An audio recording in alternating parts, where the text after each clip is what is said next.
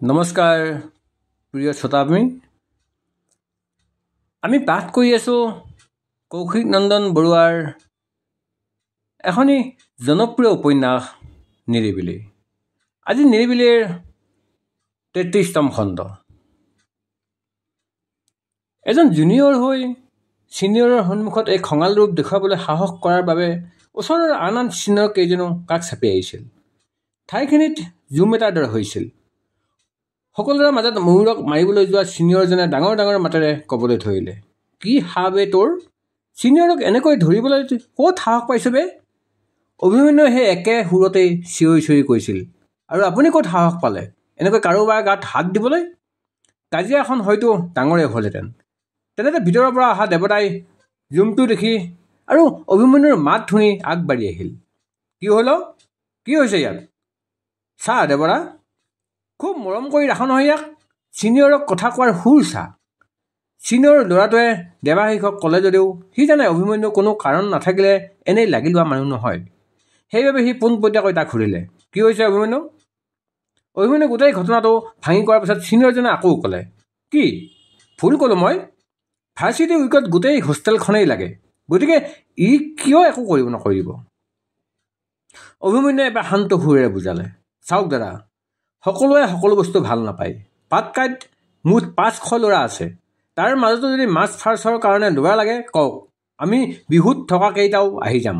কিন্তু সেই বুলি এনেকৈ মাৰপিট কৰি হোষ্টেলৰ মাজতে কাজিয়া কিয় কৰিছে? ইয়াৰ পাছত ময়ূৰৰ লগত কোনোবাই এইবোৰ কৰিলে মই কিন্তু নাটক চাটক একো নকৰোঁ। অভিমন্যুৰ কথাত দেৱতায়ো সহমত জনাই ক'লে, ঠিক কথা, কাকো জবৰদস্তি কৰি কাম কৰাব নালাগে। পাৰ্টিচিপেট নকৰিলে সেইটো পাৰ্চনেল কথা। ইয়াত পিছত যাতে এইবোৰ নুশুনো মই। এতিয়া চব নিজৰ নিজৰ প্ৰেক্টিছত যাওক। লগে লগে চব আঁতৰি গ'ল। জুমটো ভাগিল। এয়া এজন প্ৰিফেক্টৰ দায়িত্ব। ঘৰৰ মূল মানুহজনৰ দৰে গোটেই হোষ্টেলখন এক কৰি ৰাখিব লাগে। যিটো কামত দেৱাশীষ সদায় সফল, কিন্তু তাৰ যত্নতে পাটকাই আজিও উৰাই আছে স্বাভিমানৰ ধ্বজা। সকলো আঁতৰি যাওঁতেহে অভিমন্যুৱে মন কৰিলে, দুই হাতেৰে কাণ ঢাকি চকু দুটা মুদি বেৰত মূৰটো হেঁচি আউজি আছে ময়ূৰে। তাক দেখি বেয়া লাগি গ'ল অভিমন্যুৰ। কোনোবাই জোৰেৰে কোৱা কথা এটাও শুনিব নোৱাৰে ময়ূৰে। তেনেস্থলত আজি তালৈ ঘোচা টোৱাওঁতে কি অৱস্থা হৈছে সিহে বুজিছে। অভিমন্যু আগুৱাই গৈ ময়ূৰৰ বাহুত হাত থৈছিলহে।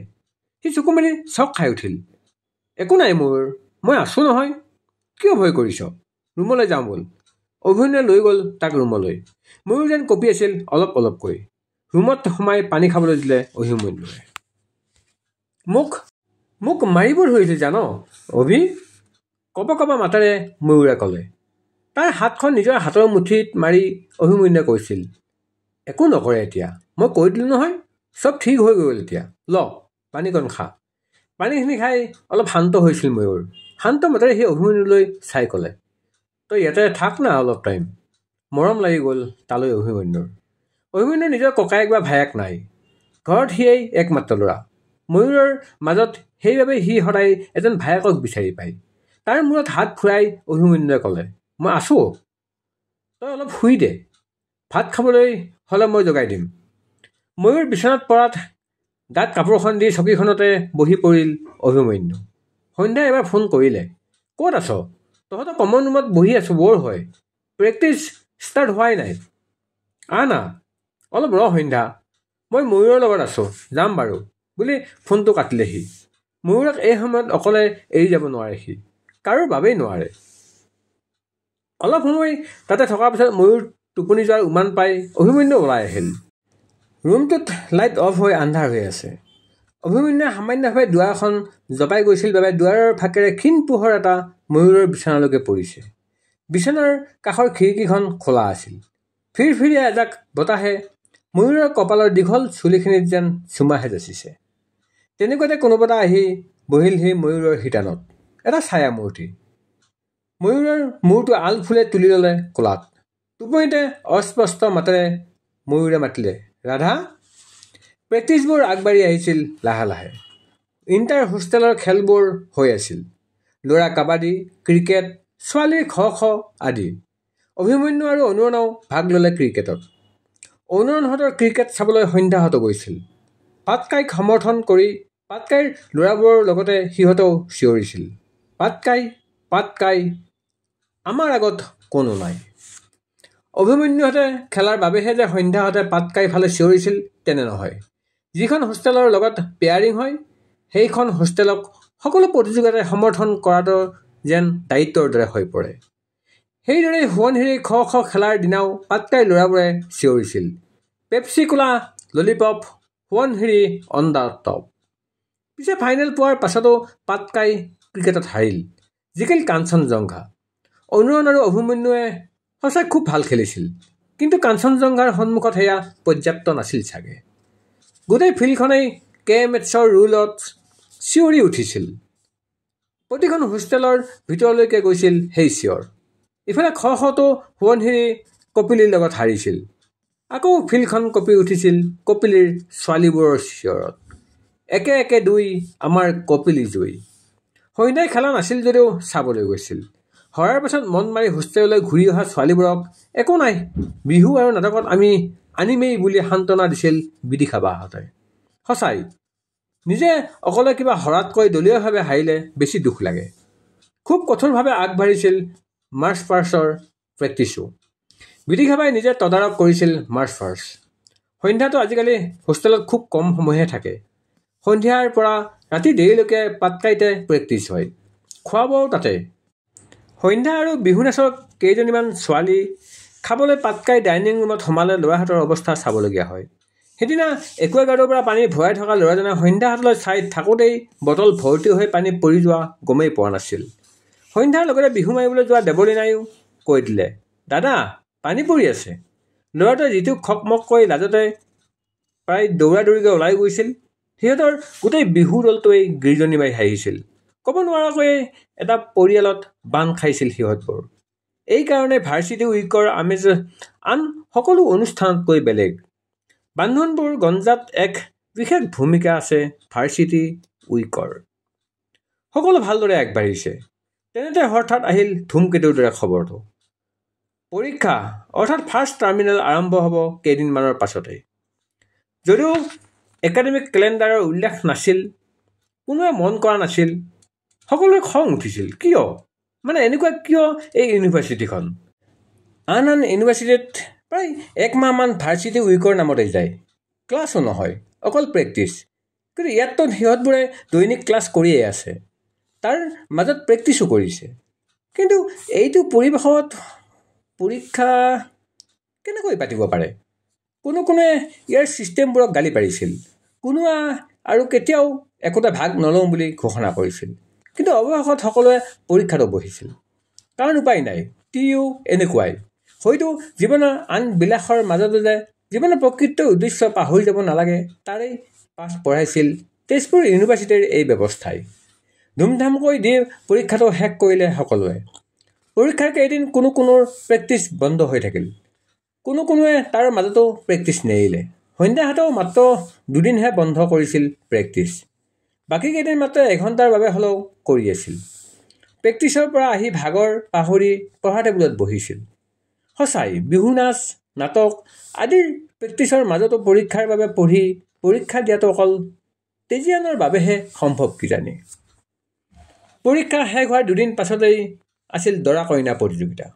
ক্লাছত জুৰিয়েই প্ৰথমতে কথাটো উলিয়ালে, অভিমন্যু আৰু সন্ধ্যা ওলাই যা, দৰা কইনা হয়। শুনাৰ লগে লগে চিঞৰ বাখৰ আৰম্ভ হৈ গ'ল গোটেই ক্লাছত।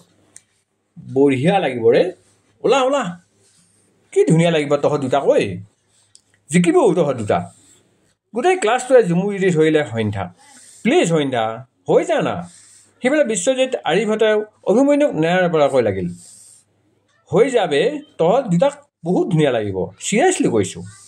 শেষত অভিমন্যু আৰু সন্ধ্যাৰ কাষলৈ আহি সকলোৱে শুনাকৈ সুধিলে, কি ক, হবিনি মোৰ কইনা? সন্ধ্যাই তলমূৰ কৰিছিল মিচিকা হাঁহিৰে, ৱাহু, মজা মজা, এইবাৰ দেই। গোটেইবোৰৰ চিঞৰত কঁপি গৈছিল ক্লাছৰুমটো। ক্লাছৰ পৰা ওলাই যাওঁতেই জুৰিয়ে জোকাই গ'ল বাটত। ক্লাছে প্ৰতি ছেকশ্যন, সদায় অহা ল'ৰাই আজিৰ দৰে দৰাৰ ভেকশ্যন। ৰুমত গৈ কথাবোৰ ভাবিলে সন্ধ্যাই, অভিমন্যু কিয় মান্তি হ'ল বাৰু তাইৰ দৰা হ'বলৈ? নাটকৰ প্ৰেক্টিছ আৰম্ভ হোৱাৰে পৰা তাৰ লগত যিমান ছোৱালীৰ লগত চিনাকি হৈছে তাৰ মাজৰ যিকোনো এজনীক অভিমন্যুৱে লগত বিনা বাক্যে কইনা হৈ দিলেহেঁতেন। কিন্তু সিনো কিয় তাইক বাছি ল'লে আৰু ক্লাছৰ বাকীবোৰেনো কিয় তাইক আৰু তাকহে হ'বলৈ ক'লে? সঁচাকৈ সিহঁতৰ মাজত কিবা আছে নেকি বাৰু? যিমানেই ভাবে কিবা এটা লাজ ভাৱে আৱৰি ধৰেচোন সন্ধ্যাক। কেনেবাকৈ নজনাকৈও তাইও জুৰিহঁতে কোৱাৰ দৰে অভিমন্যুৰ প্ৰেমত পৰা নাইতো। প্ৰেম জানো এনেকৈ হয়? হ'বও পাৰে। ইয়াৰতো কোনো আগজাননী নাথাকে। যি আগজাননী দি আহে সেয়াই প্ৰেমেই নহয়। কথাটো সোণহীত ওলোৱাৰ লগে লগে সন্ধ্যা যেন কাৰো আগত ওলাবই নোৱাৰা হ'ল। ৰীণাবাৰ পৰা ৰুবিহঁতলৈকে সকলোৱে জোকাবলৈ লাগিল তাইক। ৰুবিয়েতো এদিন কৈয়ে দিলে, নাটকৰ প্ৰেক্টিচ চাবলৈ গৈ কিমান লাইন মাৰিলোঁ, এতিয়া পিছে আমাৰ ভিনদেউহে হ'বগৈ। হেত বুলি আঁতৰি আহিছিল সন্ধ্যা। আজি দৰা কইনাৰ প্ৰতিযোগিতা।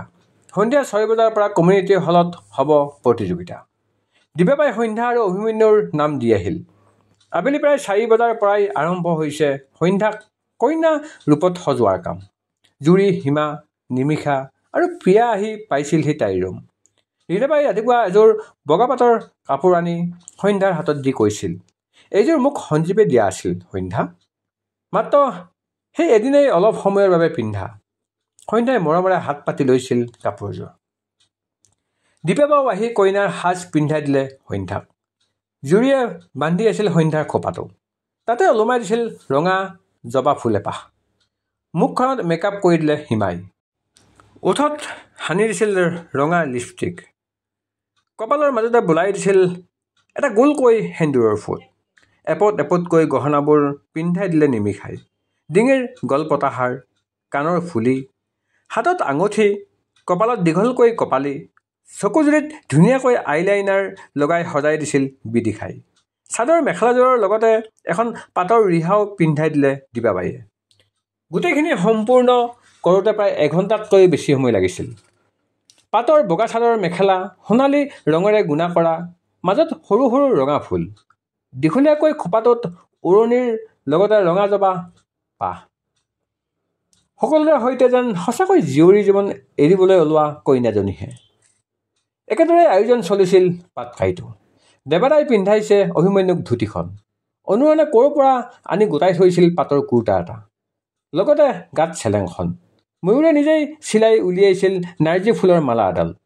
সকলো পিন্ধা হোৱাৰ পাছত অভিমন্যুৰ মূৰত পিন্ধাই দিলে সি। মূৰত ফুলৰ মালা, গাত পাটৰ চোলা, চেলেং আৰু ধুতিৰে অভিমন্যুক হাইলাখ দৰা যেনেই লাগিছে। সিহঁত গোটেইকেইটা গৈ কমিউনিটি হলৰ সন্মুখতে ৰলগৈ। ইতিমধ্যে মানুহে প্ৰায় নধৰা হৈছিল হলটো। আজি প্ৰথমটো সাংস্কৃতিক প্ৰতিযোগিতাৰ বাবেই সকলোৰে উৎসাহো অধিক। সন্ধ্যাহাতৰ ডিপাৰ্টমেণ্টবোৰৰ বেছিভাগেই আহিছে সন্ধ্যা আৰু অভিমন্যুক চাবলৈ। কমিউনিটি হলৰ মাইকত অহৰহ বাজি আছে বিয়ানামে। গোটেই পৰিৱেশটোকে যেন বিয়া ঘৰলৈ পৰিণত কৰিছে। সাগৰৰ মাজতে চালনীৰে বগৰী, আছে পাৰিজাতে চালনীৰে বগৰী, সেই ফুল পিন্ধিব পাৰিহে চালনীৰে বগৰী, সীতা তোমাৰ ৰামচন্দ্ৰ জীৱনৰে লগৰী। যিমানেই বিয়ানামবোৰ শুনিছে সন্ধ্যাৰ যেন বুকুখন কঁপি উঠিছে। গাভৰু বুকুত বিয়ানামৰ সুৰে কি এক অজান ঢৌ তুলিব পাৰে সেয়া অকল এজনী ছোৱালীহে বুজিব পাৰে। হোষ্টেলৰ পৰা গোটেই বাটটো জুৰিহঁতেও সন্ধ্যাক জোকাই আহিছে। ৰূপৰ এক তামোল কটাৰী, আজিৰ পৰা আমাৰ সন্ধ্যা গোলাঘাটৰ বোৱাৰী। সকলো আগবঢ়াত অনুৰণে এবাৰ আহি তাইৰ কাষলৈ সৰু মাতেৰে কৈছিল, ধুনীয়া লাগিছে অ' কইনা সাজত। লাজতে একো নকৈ গ্ৰীণ ৰুমলৈ সোমাই গৈছিল সন্ধ্যা। গ্ৰীণ ৰুমত তাইক দেখি চিঞৰি উঠিল চন্দ্ৰালীবাই, কেনেকুৱা মৰম লাগিছে তোমাক সন্ধ্যা, অল দ্য বেষ্ট দেই। অলপ ভয়ো লাগিছে সন্ধ্যাৰ। গাত কইনাৰ সাজ, কাষত দৰাৰ ৰূপত অভিমন্যু আৰু মাইকত সেই বিয়াৰ নামবোৰ। কি অনুভৱ হৈছে তাইহে গম পাইছে। অভিমন্যু সিহঁতৰ হোষ্টেলৰ চিনাকি কোনোবা এজনক পাই তাৰ লগতে লেকচাৰ মৰাত ব্যস্ত। অকলে থকা সন্ধ্যাৰ ওচৰ পালেহি অলপ আঁতৰত থকা শিখাবা। ওচৰ পাই তাইক ক'লে, সিহঁত সেন্দুৰ নললা যে? তেতিয়াহে মনত পৰিল সন্ধ্যাৰ, হয়তো তাইৰ শিৰত সেন্দুৰ লোৱাই নহ'ল। হিমাই কপালৰ ফুটটো ঠিকেই দিলে, কিন্তু শিৰত দিবলৈ পাহৰিলে চাগে। কি কৰা যায়? বিচাৰকে দেখিলেতো পুৰা নম্বৰ কাটিবই। শিখাবাই কৰবাৰ পৰা সেন্দুৰৰ টেমা এটা আনি গোটাই থৈ আঁতৰি গ'ল। তাই নিজৰ হোষ্টেলৰ ছোৱালীও ওলাইছে, কিন্তু টেমাৰ পৰা সেন্দুৰখিনি লৈ কেনেকৈ? সন্ধ্যাই টেমাটো খুলি চাইছিল, কিন্তু ল'বলৈ হ'লে তাই গোটেই হাত ৰাঙলী হোৱাৰ লগতে কাপোৰযোৰতো পৰাৰ আশংকা আছে। তাতে কাপোৰযোৰ ৰীণাবাৰ। সন্ধ্যাই এবাৰ এচুকিত হ'লেও সেন্দুৰৰ দাগ লগাই ৰীণাবাক আৰু কষ্ট দিব নোখোজে। এবাৰ আন এজনী কইনাৰ সাজত থকা ছোৱালীক কৈ চালে, তাই নোৱাৰিম বুলি বাহানা মাৰি আঁতৰি গ'ল। সন্ধ্যাই সিফালে চাই শিখা নহ'লে চন্দালীক বিচাৰিলে, কিন্তু নাপালে। ইফালে মঞ্চত প্ৰথমটো দল উঠিলেই। সন্ধ্যাহঁতৰ 2 নম্বৰ এটা আছে। এবাৰ সন্ধ্যাই কওঁ নকওঁকৈ অভিমন্যুক কৈ চালে। সিও কুৰ্তাত সেন্দুৰ লগাৰ ভয়ত নকৰিলে। কি কৰোঁ নকৰোঁকৈ সন্ধ্যাৰ হাতত সেন্দুৰৰ টেমাটো লৈ কমিউনিটি হলৰ পিছফাল পালেগৈ। আন্ধাৰ হৈ আছিল ঠাইডোখৰ। ষ্টেপকেইটাৰ তলতে ৰ'ল তাই। এনেতে বিপৰীত ফালৰ পৰা খোজকাঢ়ি আহি আছিল অনুৰণ। তাইৰ ওচৰ পাই ক'লে, ইয়াৰ পাছতে তোমালোকৰ, ভালকৈ দিবা। সন্ধ্যাই চাই ৰৈছিল তালৈ, লগতে সিও। ঠাইখিনি প্ৰায় আন্ধাৰ আছিল যদিও হলৰ ভিতৰৰ পৰা অহা পাতল পোহৰত জিলিকি উঠিছিল সিহঁতৰ মুখ। মঞ্চৰ প্ৰথম দলটোক এটাৰ পাছত এটাকৈ প্ৰশ্ন সুধি আছে বিচাৰকে। দৰা কইনাই নিজৰ চিনাকি আৰু তেওঁলোকৰ বিয়াৰ কাহিনী শুনোৱাৰ পাছতে বিচাৰকে প্ৰশ্ন কৰে। প্ৰশ্ন সোধা হৈছিল, বিয়াত দৰা কইনাক নোৱাওঁতে বহোৱা ঠাইখিনিক কি বোলা হয়? উত্তৰটো দিব পৰা নাই সিহঁতে। বিচাৰকে নিজেই বুজাই দিলে যে বেইৰতল বোলা হয়। সেইবাবে বিয়া নামতো আছে যে বেইৰতলত বহি আছে আইদেউ কৰিছে ধেমালি। ষ্টেজৰ কাষতে ৰৈ থকা অভিমন্যুৰ প্ৰশ্ন শুনি কপালত উঠিল।